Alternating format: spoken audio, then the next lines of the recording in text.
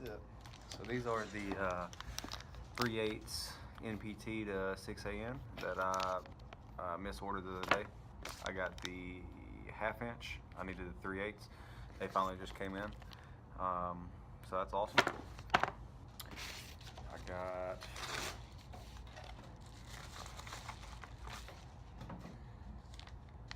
a female 6AN to 1/8 NPT.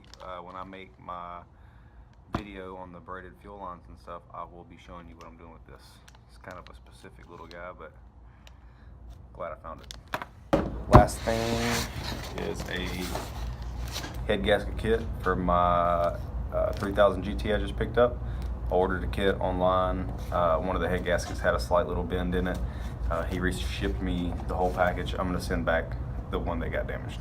So this is awesome. I'll be doing a video on that 3000 here really soon. So just got off work. I'm going to try and squeeze in a video on how to make some braided fuel lines with AN fittings. I finally got in my adapters right here.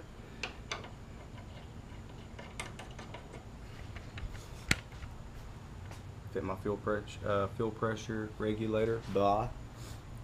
But first I got to go help my pops move some stuff around his yard, and I'm also going to kind of review this new Akaso EK7000 that I just got. So this is my $250 Jetta.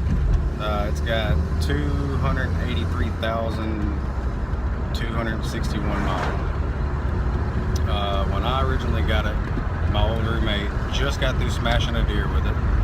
Totally destroyed the front end, and I'm going to try to find pictures of that so I can show you what it looked like.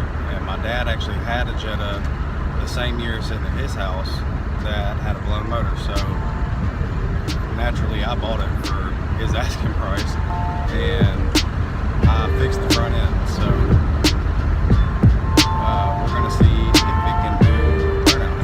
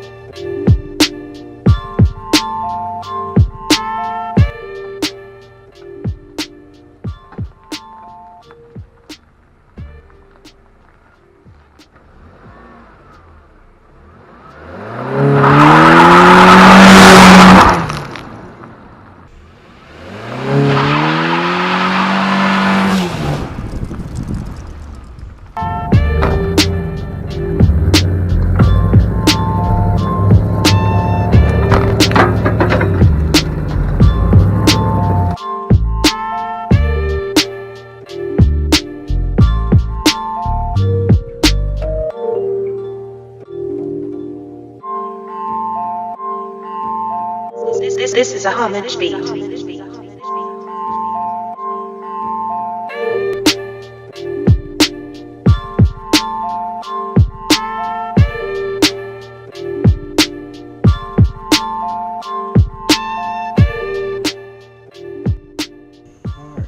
we're finally done.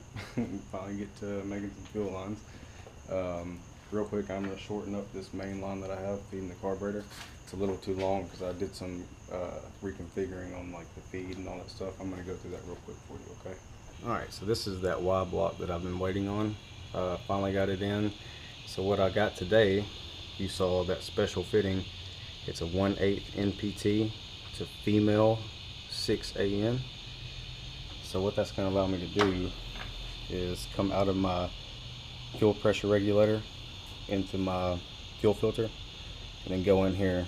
It's going to divide the fuel evenly.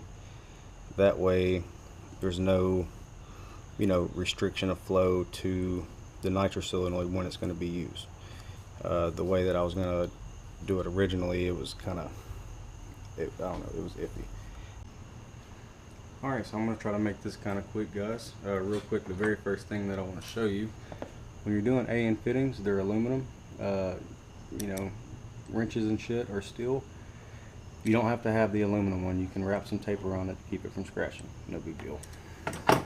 Real quick, I'm going to show you when you're mocking up fuel lines and stuff, you want to kind of make some markings and other things for reference. That way you know about where to cut your line and stuff. So the AN fitting itself is going to put about an inch and a quarter onto the length. So you want to mark where that would be. So that would be the end of the fitting itself. So if you go back an inch or so, that's about where you want to cut the line. So I'm going to show you how to prep that real fast. Okay, so after you mark your line, and again, I'm just resizing this one, so obviously a new line wouldn't have a fitting on the end. What I do is use tape and a hose clamp. Most people use one or the other. I have found that using both together really is the best way for me anyway. All you do is you take your black tape, you line the edge up with where you want to make the cut, and I pull it really tight, and I only make 2 passes. That's it. I think if you do any more, it makes it really hard, for the end to go on. It just makes it a pain in the ass. I do exactly 2 passes, and that's all it needs to hold it, all together. So that's one. Keep pulling really tight now. Keep going around till you see your line right there. Just break it off. And take your hose clamp,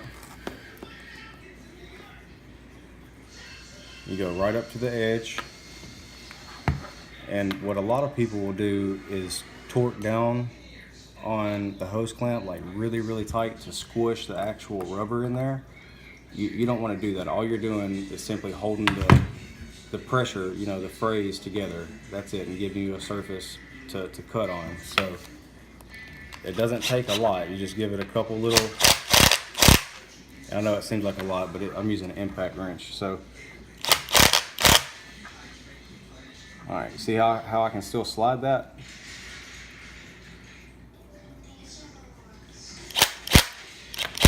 That's all you need.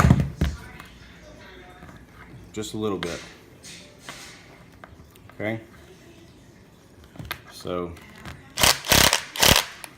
well, shit. There you go. That's it. That's all you need right there. See? Just take it right up to the edge of the tape. And I make just like a little bitty piece of the tape show, because I cut it off, just a little bit. So I'm gonna go out here and show you what that's like. Check it out.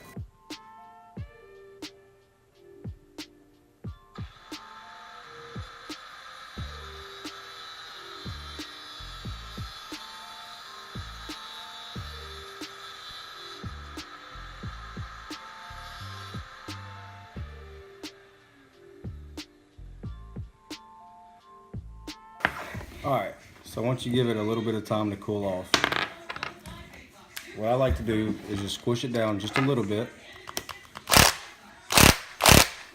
just a hair, and when you remove the hose clamp, you got to be kind of quick, not super fast, because the tape is going to help hold it a lot. And you also, like I said, you have to let it cool down after you cut it, because if you remove the hose clamp directly after, the tape is still hot, so it, whatever, might let go. So squish it down just a little bit to compress it.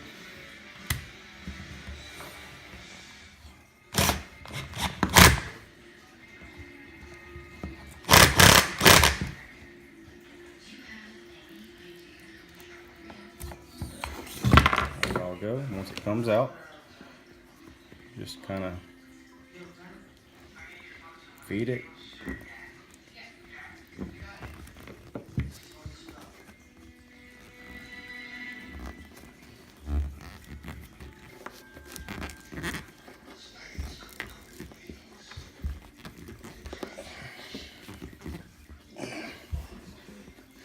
And that is pretty much it. That's the hardest part to the whole thing.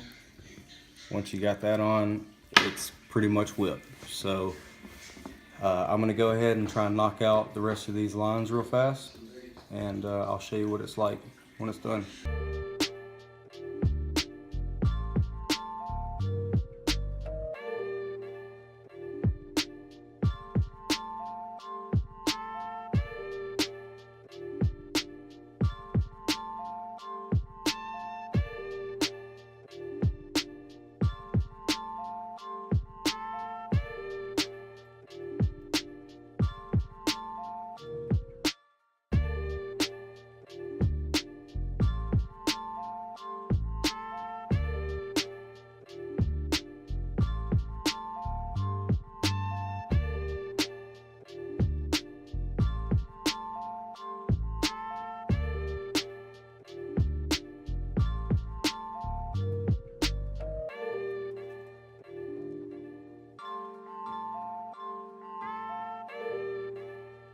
Alright guys, so pretty much got everything done with my car today.